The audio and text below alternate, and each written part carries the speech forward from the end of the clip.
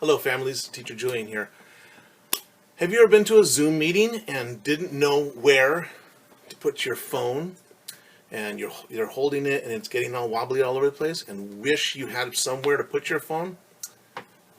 I got a solution for you.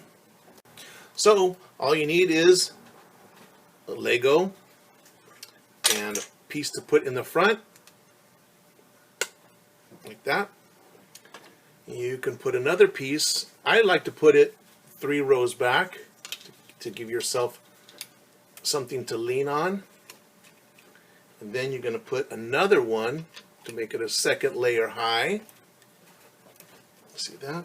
And then I like to put 1, 2, 3 high. Just like that. Any configuration that looks like this will work. Put your phone on it, and there you go. DIY phone holder. And kids get to help. You can make it as fancy as you want or as simple as you want. This was a pretty simple one, or you can make it a little bit more fancy. Look at that. And there you go. DIY phone holder.